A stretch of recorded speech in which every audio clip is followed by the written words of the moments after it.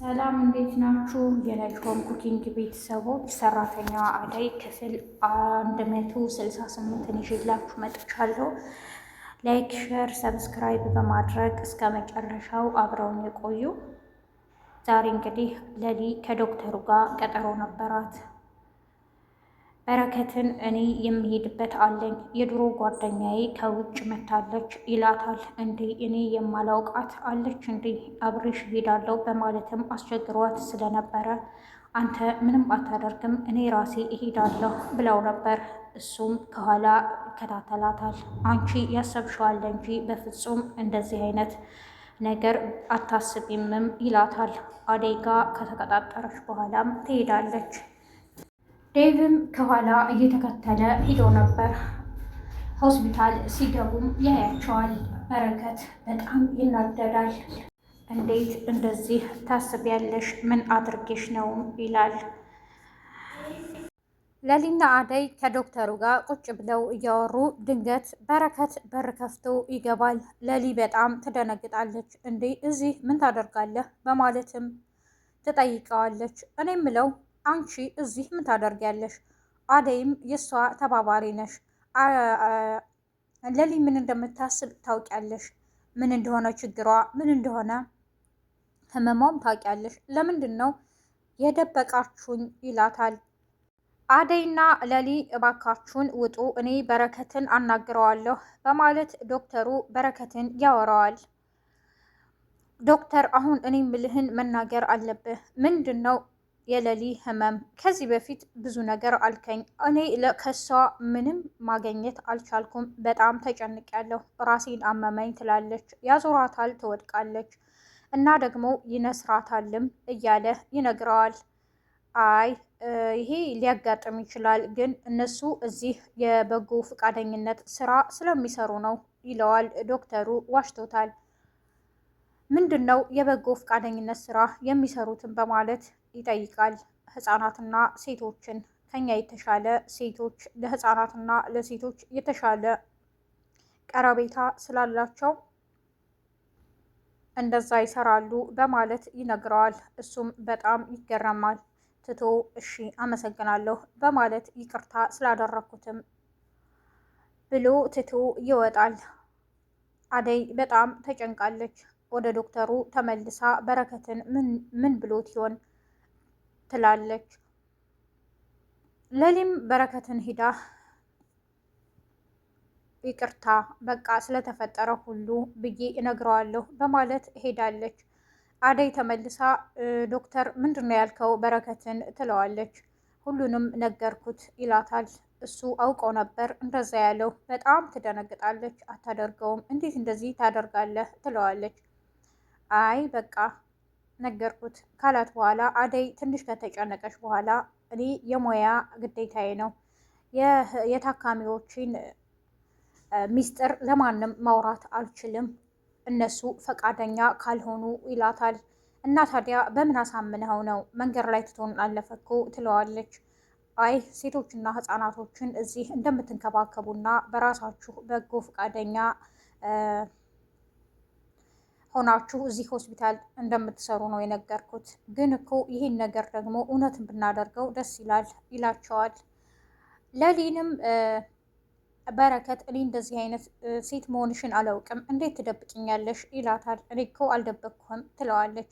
ዶክተሩ ግን ምንድነው የነገረህ? ትለዋለች በመጨነቅ ከኔ የተደብቀሽ በጎ ፈቃደኝነት ትሰሪያለሽ። እኔ ይህንን ብትነግርኝ ምን ልልሽ እችላለሁ? እንደውም አበረታታሻለሁ፣ ደስ ይለኛል እንጂ ይላታል። ለሊ በረጅሙ ትተነፍሳለች። እሺ አይ ይቅርታ እንደዛ ነው ያለ፣ ችግር የለውም እኔ እኮ ትለዋለች። ተዩ ምንም አትበይ ግን ቀኝ እጅህ ሲሰጥ ግራ እጅህ የሚባለውን ይላታል። እሱን ፈርተሽ ነው ያልነገርሽኝ? በጣም ጥሩ ስራ ነው በማለትም ይነግራታል። እሺ በቃ እንዴ ዶክተሩ ጋር እንሄድና እንመለሳለን፣ አደይ ውስጥ ናት በማለት ለሊ ተመልሳ ትገባለች። ለሊም በጣም ተገርማ እንዴት እንደዚህ አይነት ሀሳብ መጣልህ ዶክተር? ጥሩ ነው ያልከው ትለዋለች። ግን እኮ በዚህ ልክ ሰው ማስጨነቅ የለብሽም፣ ለምን አትነግሪውም? ደግሞ ምንሽ ነውም በማለት ይጠይቃታል። እኔ እንደዚህ አሁን በደም ካንሰር ተይዣለሁ ብዬ የምናገረው ለምንድን ነው? ምንም እንዲሆን አልፈልግም እና ደግሞ ምንም ጭንቀት ውስጥ እንዲገባ ስለማልፈልግ ነው በእኔ ምክንያት ትለዋለች። እሱ የራስሽ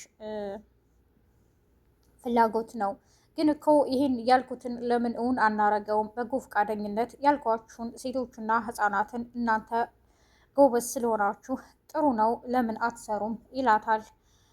ለሊና አደይም ከዚህ በኋላ እንሰራለን በማለት ይስማማሉ። ለዛሬ ረፈደ፣ ነገ ግን ምርመራሽን ትጀምሪያለሽ ብሏታል ለምለምን። ቤዛ እነ ፍቅር ቤት ከሄደች በኋላ የፍቅር እናት ልጄ የጠፋችው በአንቺ ምክንያት ነው፣ ያገታት ደግሞ ወንድምሽ ነው። ስለዚህ ከዚህ ቤት አትውጭም። እስከ ዛሬ ድረስ በቃ በጣም ነው የታገስኩሽና እና ደግሞ ስትቅለሰለሽ የምታሳዝኘኝ፣ አንቺ እንደዚህ አይነት ልጅ መሆንሽን አላውቅም እያሉ የፍቅር እናት ይጮሁባታል። እሷም እንደዚህ እኮ አይደለም ማሚ፣ እኔ ምንም አላደረኩ፣ ወንድሜ ከፍቅር ጋር ምን አይነት ግንኙነት እንደጀመሩ ራሱ አላውቅም ትላታለች። አላምንሽም በማለት በር ዘግተው አንቀው ይዘዋታል። ቤዛም እኔ ስራ ተቀጥሬያለሁ እና ስራ ደግሞ በመከራ ነው ያገኘሁት፣ መሄድ አለብኝ እያለች ታንገራግራለች። ማንም ሊሰማት አልቻለም። ፍቅርና ዳኒ ይጨቃጨቃሉ። አንተ ከኔ ምንድን ነው የምትፈልገው? ለምንድን ነው እዚህ ያመጣኸኝ? ይሄ ሁሉ ያንተ እና የእህት ሴራ ነው ትለዋለች። እህቴን አታንሺ 10 ጊዜ፣ እህቴ እዚህ ውስጥ ምንም የለችበትም። ስለዚህ አርፈሽ እምልሽን ሁሉ ታደርጊያለሽ። አንቺ እኮ ህፃን አይደለሽም እያለ እሱ ያመናጭቃታል። ኪንጎ ስራ በመቀጠሩ ደስ ስላለው ወደ እነ ፍቅር ቤት መጥቶ የፍቅር እናትን አመሰግናለሁ ማለት አለብኝ ይለዋል። አሹም አሁን ያሉበት ሁኔታ ጥሩ አይደለም፣ ያቺ ትንሽ ሰይጣን ጠፍታ ያው ቤቱ ሁሉ በአንድ እግሩ ቆሟል። ቤዛም ውስጥ ናት፣ ጭቅጭቁ ቀጥሏል። ስለዚህ አርፈ ተቀመጥ፣ ሌላ ጊዜ መጥተህ ታመሰግናታለህ በማለት ይነግረዋል። እሺ በማለት ኪንጎም ወደ መጣበት ተመልሷል። የአደይ እናት እህትሽ ደውላ ነበር ለምን አታወሪያትም እያሉ ብርሃንን ይጨቀጭቋታል። እሷም ምንም ማውራት አትፈልግም። ለምንድን ነው አንዲት እህትሽን እንደዚህ የምትሆኝው ትላታለች። አባትሽም ልድራት ነው እያለ ነው እያለች ትነግራታለች። አባዬ ደግሞ ማንን ነው የሚድራት? አራጎትሽም መጥቶ ነበረ፣ ለምንድን ነው ልጅቷን እንዲህ የምታደርጓት እያለ ነው ትላለች። ብርሃን በጣም ደስ ይላታል። እንዴ ጥሩ ነዋ ታግባ፣ ግን ማለት ነው የምታገባው ትላታለች። እኔ ምን አውቃለሁ አባትሽ ነው ያመጣው ትላታለች። በቃ አደይን አሁን ደውዬ ማውራት አለብኝ ትላለች። ብርሃን አደይ ዴቭን እንደምታገባ ጉዷን አታውቅም። ስትሰማ ምን እንደምትሆን አናውቅም። አብረን የምናይ ይሆናል።